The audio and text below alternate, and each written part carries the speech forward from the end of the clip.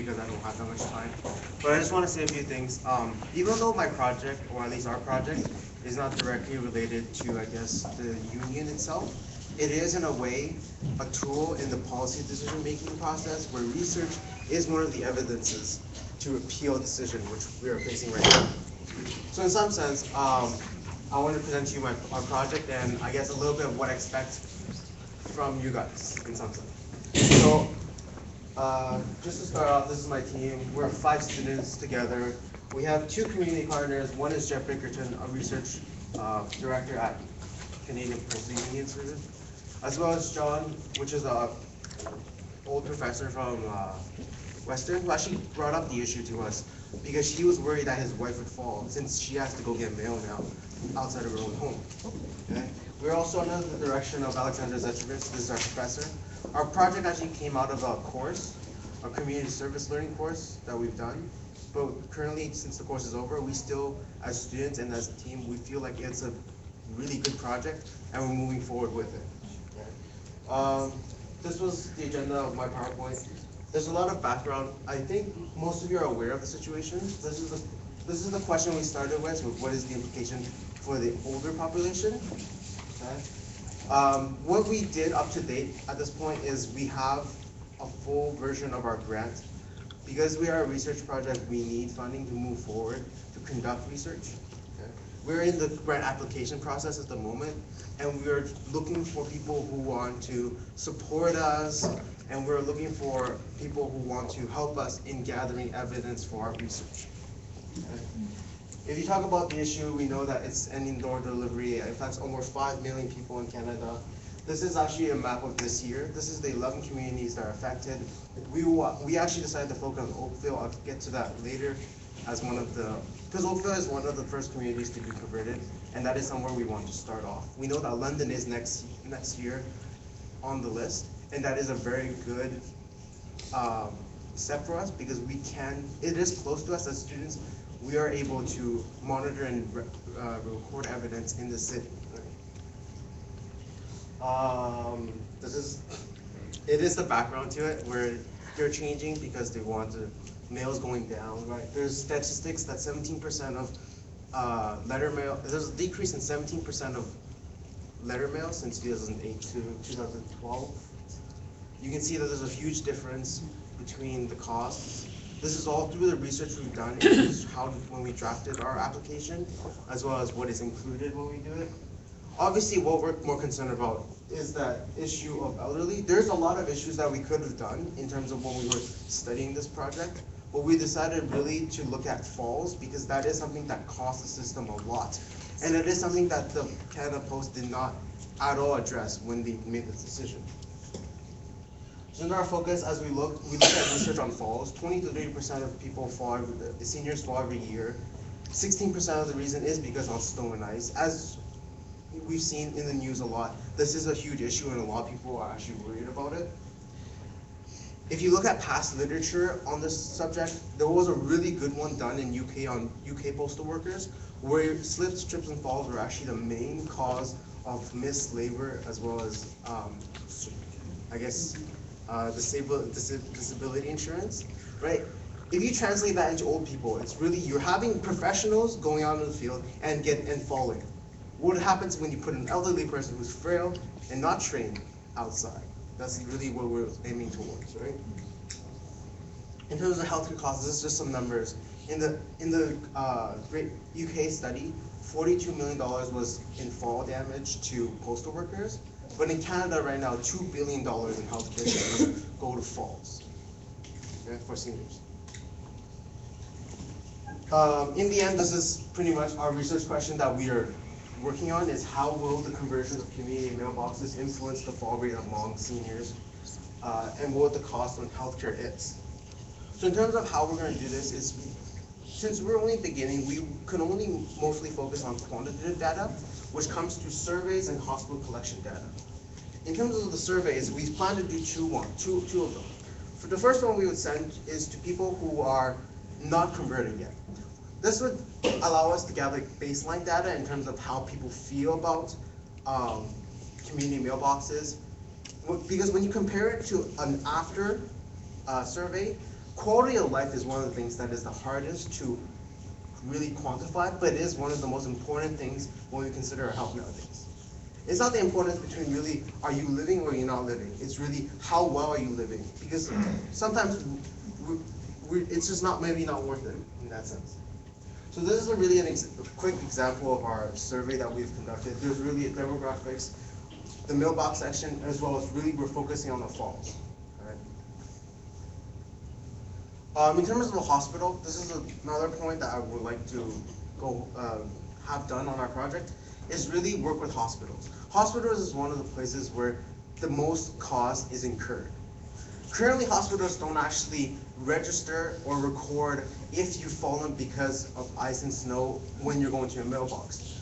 This is something we need to work with hospitals to see if that in an area, for example, Oakville, who got the conversion this year, if we look at their emission rates from past years compared to this year, if there is a significant change, it might indicate that this is really due to this conversion that happened, right?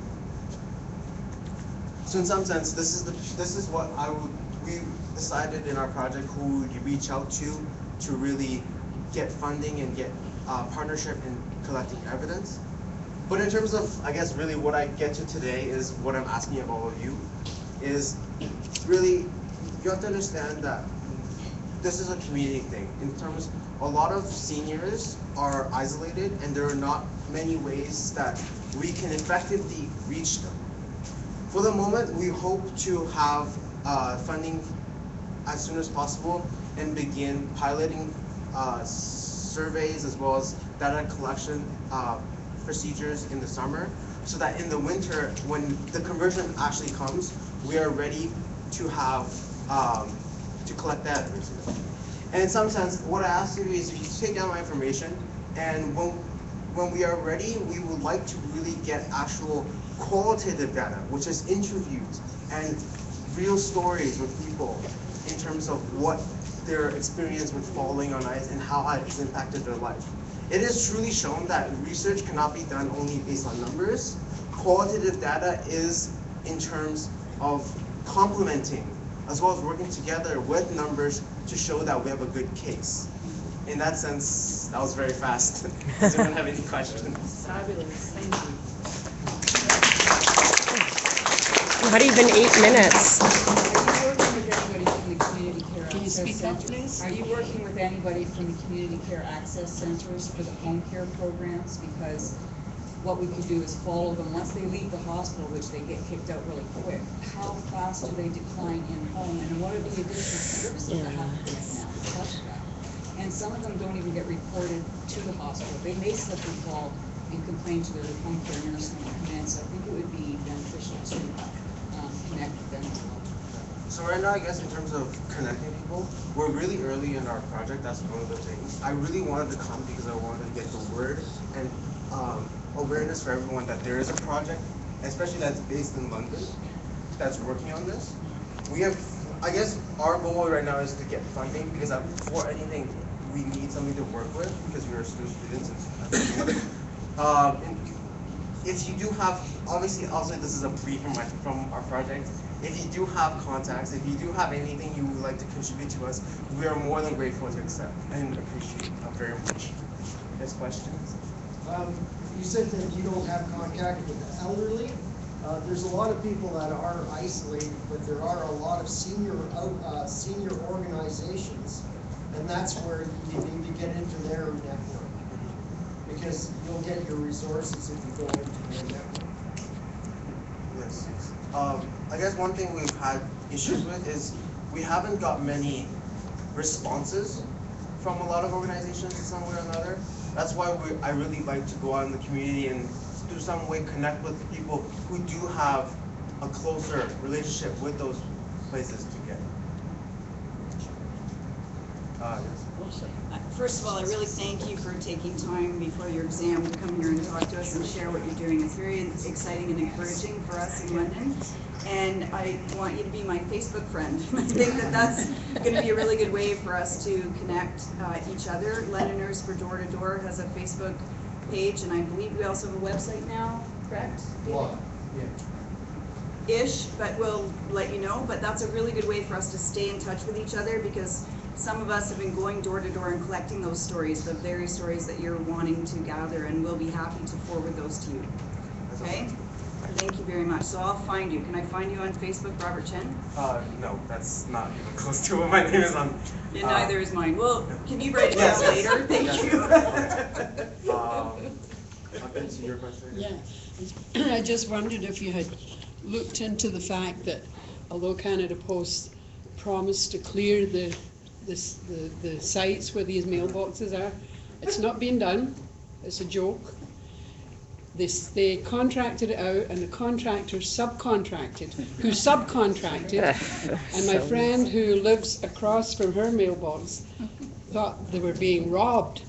This old battered car came up. Nothing against people that can't afford new cars, I don't mean that. This young fella jumps out with a shovel, gone. No salt, didn't clean it properly, and that's something that really has to be shown. That's the cause of the accidents. Dave, did you have something? Dave? Oh, I just wanted to mention, we have a number of retirees here. Yes. And I think, Elaine, you're active in The Congress of Union Retirees of Canada. Yeah, and that would be an important group right there to be connected with, I think. I've got your, Thank you. Yes. Yes, thank you for studying the postal service and the impact. I think it's going to be it's going to come in good use for us. One thing you talked about the fees for delivering door to door and the one for the community mailboxes.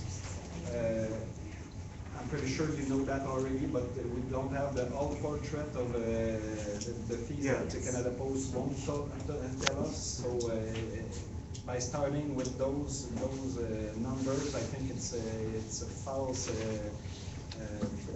start.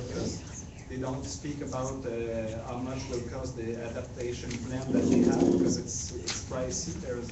It's going to be hard for them to accommodate everybody. There's medical costs too, because if there is a problem with my doctor and the one from Canada Post, they can go and make me expertise by them, their medical doctor. And also fees that gonna go back to municipal and, by the way, to our taxes, because Canada Post is dumping through municipal some fees too. So. I guess just to clarify, I guess on my slide, that's just from. I acknowledge everyone you made. That was from the document that Canada Post posted. Yeah. So as you can see already, that it is, as you clearly stated, that it is false information in one sense. That's not properly. Okay. Yes. Yeah, I don't know if you touched on it, but in regards to the quality of life and the financial impact on our seniors, many who live under fixed incomes, my understanding is now there are companies coming out who are going to charge citizens so much to go pick up their mail, especially they're going to prey obviously on people who have mobility challenges or just can't get out because of their age or whatever. So now here I'm living on a fixed income. I have to count every penny to survive from pension check to pension check, and now there's somebody else with a handout to take away that funding from me. How is that going to affect my quality of life? Now, is that going to affect my grocery bill? Is that going to affect my heating bill, my security, etc.? So that I just wanted to point out there's an insidious underlying element out there that's going to affect them in a not as direct manner. And I won't lie, I thought about that as a business idea. I was like, you could. This is like But yes, okay. I just wanted to say one more thing, if no one was actually aware.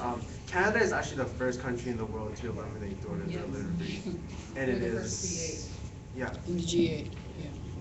All right. Thank you very much for your time today. Thank you.